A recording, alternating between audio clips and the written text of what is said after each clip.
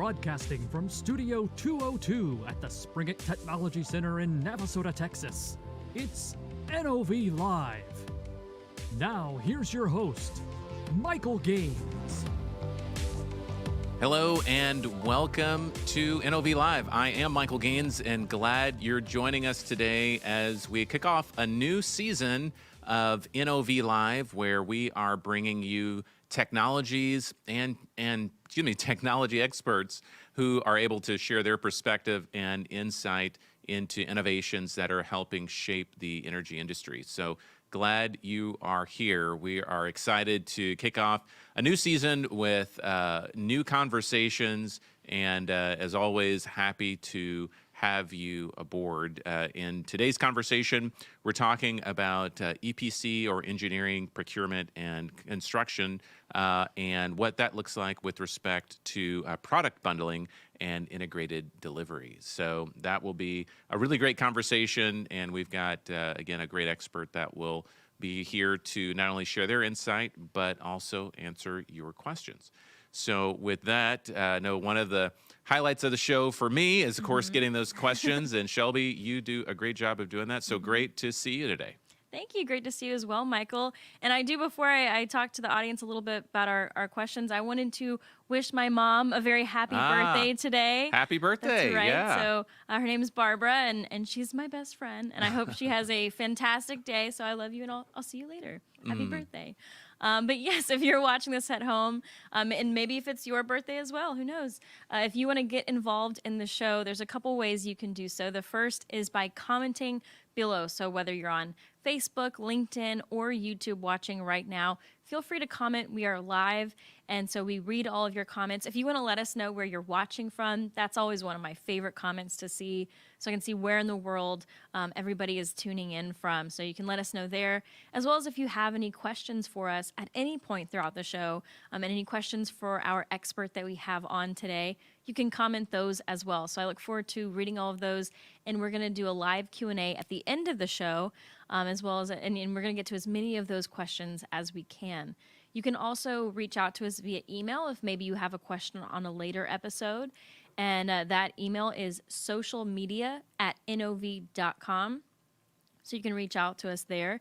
And you can also reach out to us via that email if you have a question on any of our past episodes. So if you're watching them and you have a question, that's how you would reach out to us. And if you're looking for a place where you might be able to watch them, you can find all past episodes at www.nov.com/live. So you can find them there. It has all of the shows for NOV Live, as well as all past episodes for our other show, Inside Out Horizons. So we're really excited for today's episode. Those are all the ways that you can ask us your questions. And now it's for another one of my favorite parts, which is the Rig Geek Post of the Week. Rig Geek's Post of the Week. All right, and the Rig Geek Post of the Week portion of the show, this is where we ask you a question, a trivia question, to see if you test your knowledge on the energy industry. So if you think you know the answer, go ahead and comment it, and then at the end of the show, after the live Q&A, we're going to reveal the answer. So let's see if you get it right. This week's question, we're asking, what is the name of the world's deepest water depth offshore production unit? And for bonus points, where is it located? So I want to see if you know. Again, I'll read it out. What is the name of the world's deepest water depth offshore production unit, and where was it located? If you think you know, maybe if you know maybe part of the answer, if you think you know where but you don't know the name, let us know in the comments, and we're going to reveal that answer at the end of the show. But for now, I'm really excited to hear from our guests and to talk the main topic of the show. So yeah, back to you, Michael. All right, man. I don't have that in my notes anywhere, that answer, right. So I couldn't guess if I wanted to. Good. All right, we'll look forward to those. Thanks, Shelby. All right, so we are going to jump in and introduce our guests today. So normally we have to go far and wide, and many times are going internationally to find our guests. But today, right here in Houston, Texas, on the 11th floor of the NOV Tower, we have the privilege and opportunity to talk with Cobie Loper, who is the VP of Global Offshore Accounts. So, Cobie, thank you for joining us today. Thank you, Michael. I appreciate the opportunity to spend time with you and our viewers. Yeah, absolutely. So we're gonna just jump in and get rolling here. So obviously, you are certainly all eyes and ears in the offshore space, and I know you know better than many that you know the offshore market is growing, and the floating facility and subsea FIDs or final investment decisions are starting to really pick up and increasing. What do you see as critical drivers when you're looking at success for a lot of the offshore customers? Oh, sorry, Oh no, that's no problem. Those lights have a mind of their own. Hey, we're very energy efficient here at NOV, so that's an example of it right there. I got to move around a little bit more. Yeah. But, no, I appreciate that question, Michael. And you're right, the FIDs are really starting to roll on the offshore market. Very exciting times. FPSOs, floating production storage offloading vessels, projected to have 10 to 12 FIDs this year. We're also seeing semi-subs in the Gulf of Mexico and globally pick up steam. And these assets are built to last 25, 30 years. So when your customers are exploring, you know, what's the cost conscious, how do I really get after these assets, that is a challenge because the industry still cost conscious. They still really want to make them economically the best way they can, but they also recognize they've got to be safe and reliable, got to have high uptime. So you really have to balance that cost effectiveness with proven, capable, technology-driven suppliers. So, you know, as we see the industry moving forward, as there's pressure on the market and more needs for more of these vessels, you're going to see some capacity challenges coming up. So as they buy, they're really going to start seeing who are those people that I can trust and how can I look for them in the long term.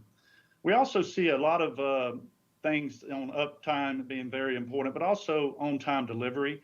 These life cycles of these projects are 3 to 5 years. Some of them take 3 years to build. So you can imagine if you add 6 months on that, when you have that much financing and that much money invested, it can really hit your overall NPV and value of your project.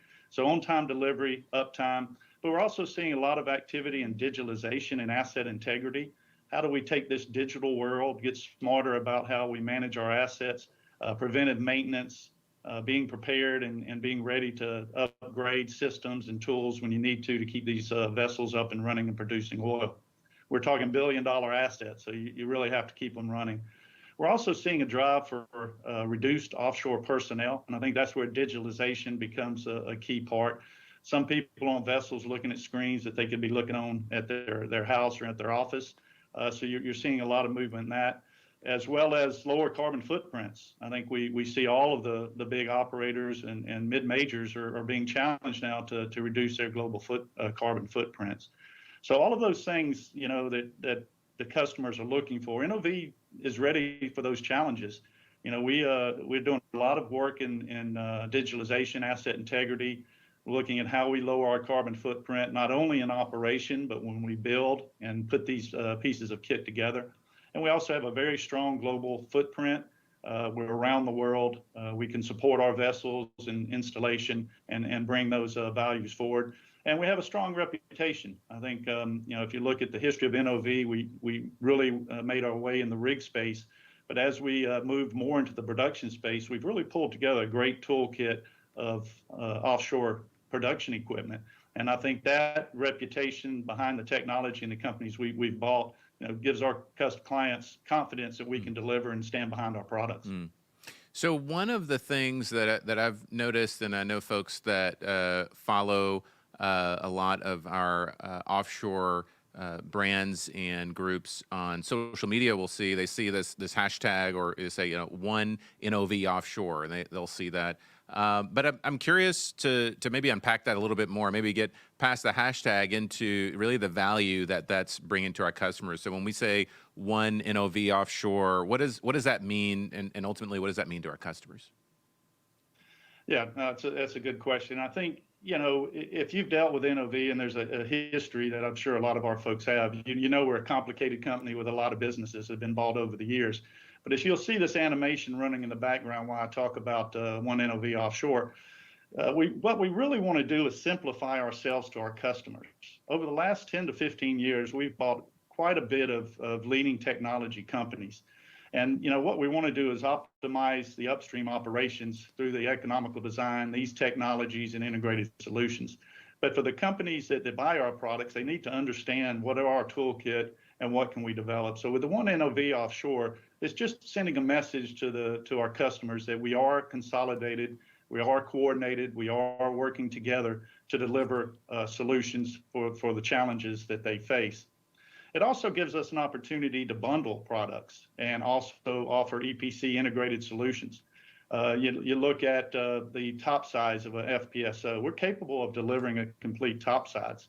We call that our integrated process top sides. We can also do a complete subsea delivery of a complete turnkey subsea tieback. And with those solutions, we can either do them EPC, or in cases we can bundle those together to bring discounts to the clients. We can also allows us to simplify our organization to our clients. And it really brings value that you have a number of products under one roof that can deliver for you. The other key thing, I think, for one NOV Offshore is the aftermarket.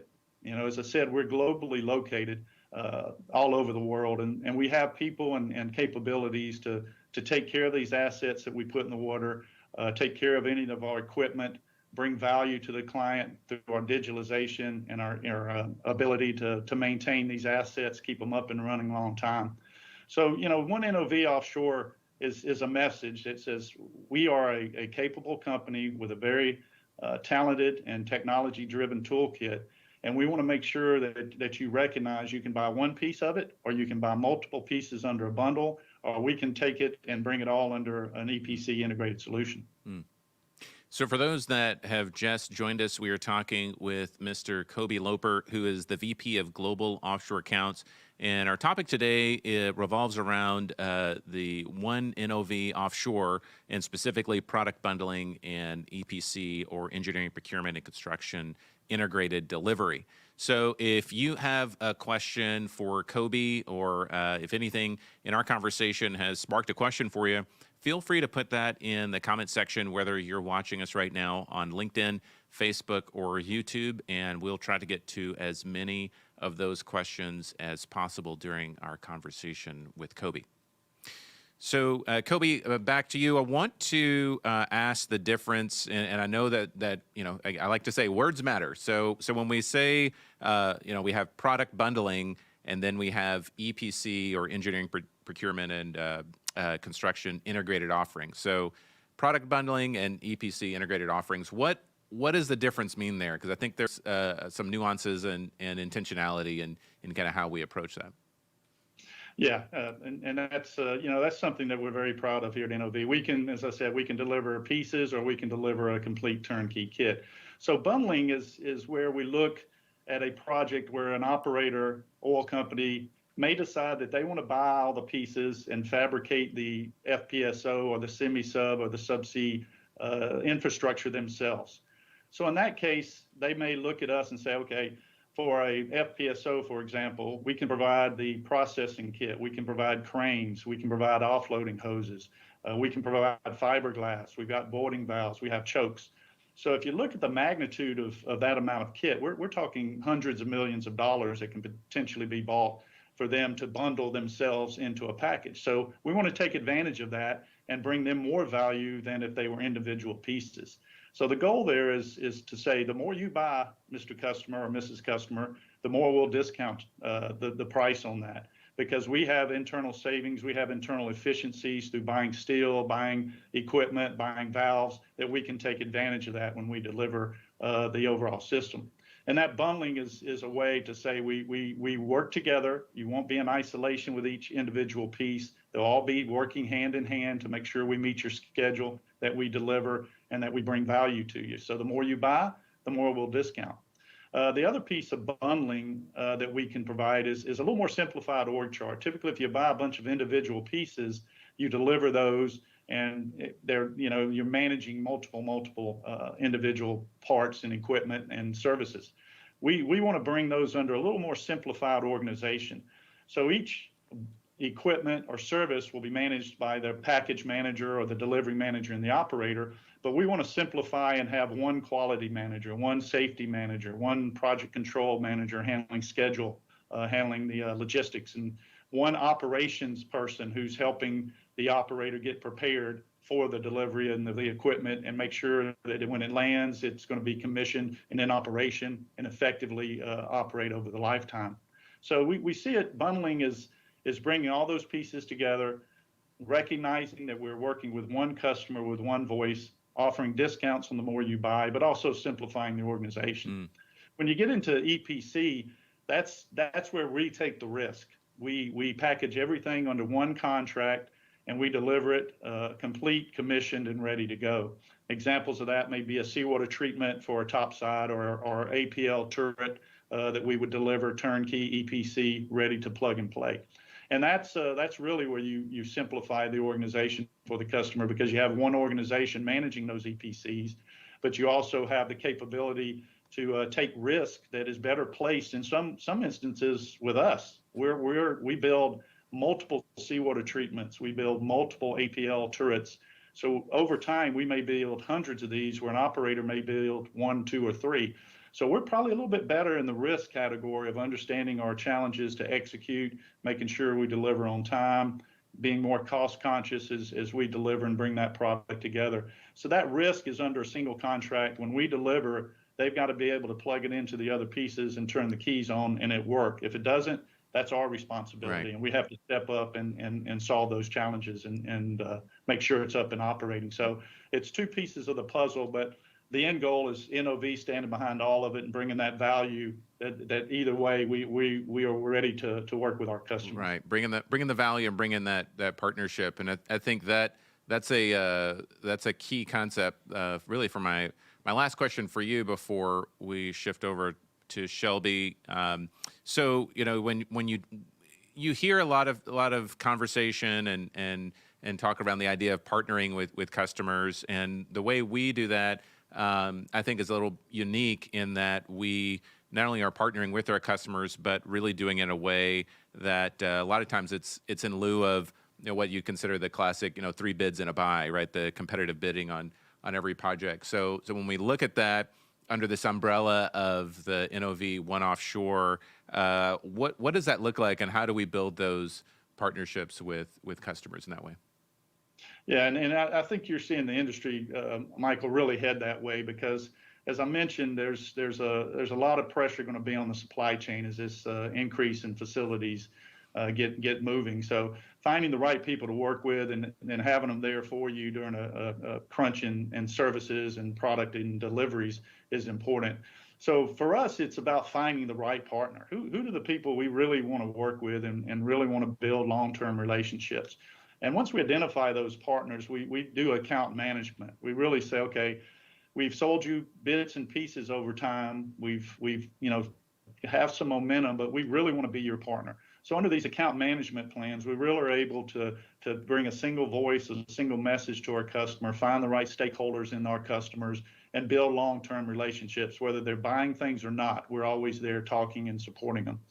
And then on the heels of that, partnering is about getting some big projects and executing. You've got to prove yourself to your customers. And that's not only executing on time, but making sure it's safe and it's reliable and it's uptime and performing and running and delivering oil and gas or whatever it may be on time and reliable, as I said.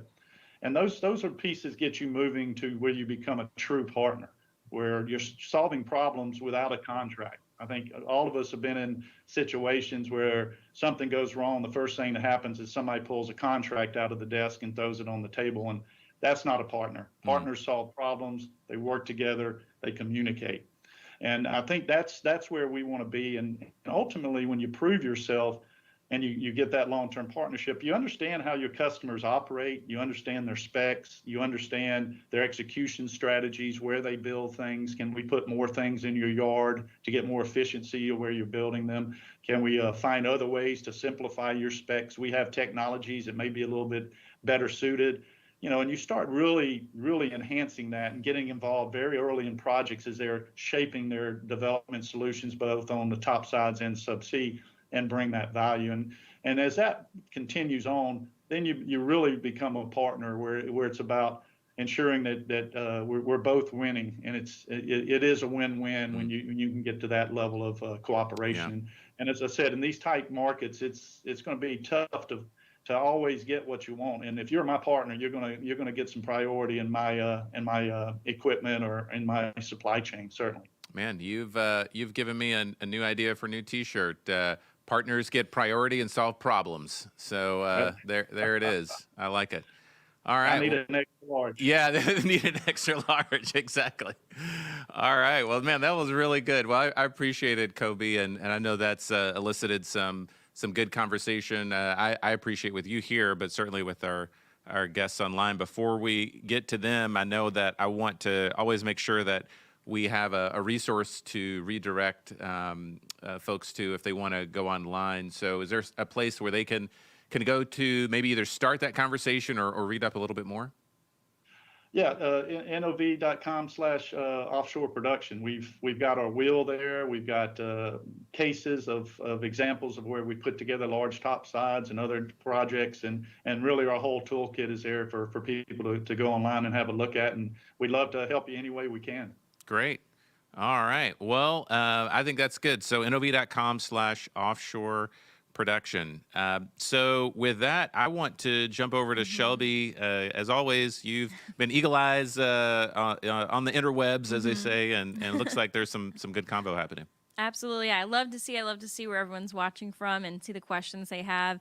And the first one, it's a name we're familiar with. Every time I see him come up, I know I have a good question coming. This is Larry from LinkedIn, and I'm actually going to put it on the screen so that Cobie, you can read it as well.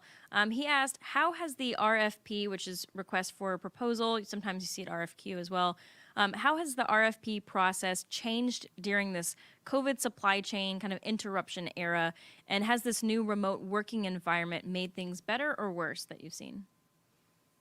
Yeah, that's a good question. And I think we all know the challenges we've faced in the last year and a half. And going virtual is a challenge. The RFPs still come in electronically. You still put your bids in electronically, but you don't have that face-to-face during the negotiations. And that's more the challenge than the RFP or the RFQ itself, is you really would love to be face-to-face with your customers when you're trying to get that final deal closed. But I think if you look at the tools that are available, the communication methods with Teams and some of these other solutions, they're very powerful tools, and they're able to effectively do what you would like them to do in terms of allowing you to communicate and be effective in negotiations. But it is a challenge. End of the day, you want to shake somebody's hand when you get a deal closed. So I think going forward, we'll see a lot more electronic and those type of things, exchanges in the early stages. But I do believe negotiations are going to continue to be face-to-face in the long term. Mm-hmm. Absolutely. And this next one we have, how do you see this one NOV offshore approach helping our customers reduce execution risk on these really big projects? That's a good question. And at the end of the day, that's what these big contractors and operators are looking for, is to reduce that risk. And I think for us, just the ability to communicate and to bring all our pieces under this one NOV offshore, so that when we're looking with the client, we're looking across our portfolio. If there's an execution challenge in one area where they may be late, we can push some of our equipment back and delay that a little bit. If they've got a challenge in one area that is behind schedule, then that we can accelerate because we're communicating. All the pieces are working together. And as I said earlier, we really want to simplify that organization. So there's only really one point of contact, so that you're not reaching out to 10 multiple NOV packages to say, hey, I need help here, here, here. There's a voice there at a senior level that we would put on these teams that you can talk to them and they can help communicate. There's also operations. So with the operations readiness of these big assets, you have people that are looking to make sure when the keys are turned on, it's producing oil. And we would provide people at that level as well from all of our packages that would be hand in hand with that operations readiness person to bring it all together. So it's really about communication, building an organization that is communicating across all functions to our customers, and being in touch with all the different packages, and being able to be flexible and be supportive to reduce execution risk. Mm-hmm. And that actually sets up this next question, piggybacks off that exactly, which is how, with this initiative, how are we strategically and geographically located to support those large offshore projects that we were just talking about? Yeah, we're pretty much all over the world. So any major area where you'd have a client looking to operate and execute their project, we would have project support there. If it's an EPC integrated package, we would have a project team co-located as best we could with the customer. And also under bundled solutions with an organization, we would look to have people in that region and leverage our BUs. We wouldn't, if it's a bundled solution, for example, we wouldn't go hire a bunch of people. We don't want to add cost. We would take people from one of our offices that are part of that package and put them on point to be that local interface, that local communicator with our clients, and make sure that we're meeting their requirements, that we're delivering all the engineering documentation, all of the data they need to move their project forward. So it's ability because of our position all over the world that we have people located that we can leverage and bring them to the forefront with our clients. Mm-hmm. Yeah, and I also had a question come in. So could you talk a little bit about, we talking about kind of all these in general terms, but a little bit, as much as you can, I should say, about any real life executions of these complex projects and any experience that we have with executing these in the real world. So, kind of a note here's FPSOs. Can you talk anything about that? Yeah, I mean, we have a case study on our website, the Halang project, where we delivered a majority of the topsides for our customer. And that project was really the first stepping stone of where we're moving up the food chain. Traditionally, NOV's been more of an equipment provider, single kit provider. We may bundle a couple or bring a few pieces together. But when you look at the topside processing, you look at APL, that's one example where we delivered quite a bit of the topside. We also did the Engina project, which is also on our website, where we supplied multiple products, including mooring solutions, topside processing, fiberglass, at a high level of kit.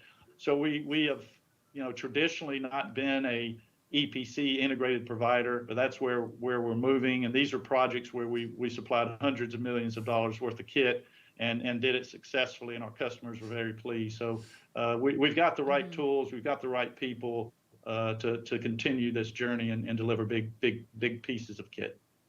Mm-hmm. Well, thank you so much for answering those questions from our audience. I always really appreciate everybody who tunes in and submits those questions. And I also appreciate all of our rig geeks out there who try for our rig geek question.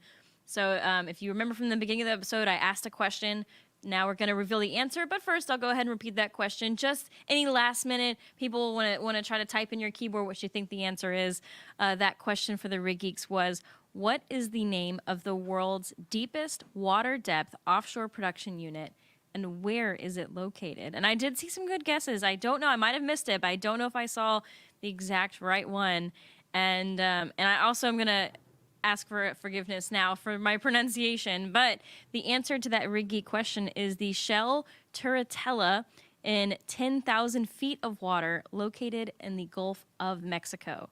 So if you think you knew it, or maybe you're sitting at home going, oh, I knew that. Well, then next time, type it in. Or maybe you were thinking that was really hard, because I'm glancing over on the right and I'm seeing Cobie just chuckling to himself because he's like, man, I wanted to find a really hard one. So I know that he tried to make a challenge, but that's good. So 10,000 foot of water, huh? Yeah, pretty amazing accomplishment. Almost 2 miles deep, and if you look at the wells, they run another 2 miles deep under the surface, and it's a disconnectable FPSO as well. So a hurricane comes, you've got to disconnect and get out of the way, and then come back and reconnect. So it's a pretty amazing feat, and it just illustrates what this industry is capable of. Yeah, wow. Well, that's great. That's one for the books. All right. Well, thank you. Been speaking with Mr. Cobie Loper, the VP of Global Offshore Accounts, and today we were talking about one NOV Offshore product bundling and EPC integrated deliveries. So, Cobie, thank you so much for joining us today. Thank you, Michael, Shelby. Really appreciate your time, and thanks for having me. All right. Well, thank you, and want to thank our audience for joining us as well. As Shelby mentioned, if you'd like to watch more episodes, you can head over to nov.com/live, where you can catch all of our conversations, in addition to our other program, Insight Out Horizons. On behalf of all of us here, I'm Michael Gaines. Shelby Domain mans our social desk. We also have Paul Dufio and Wei-Han Lin on our production team, and our guest was Cobie Loper. So from all of us here at NOV, thanks for watching and for listening, and we'll talk to you again next time.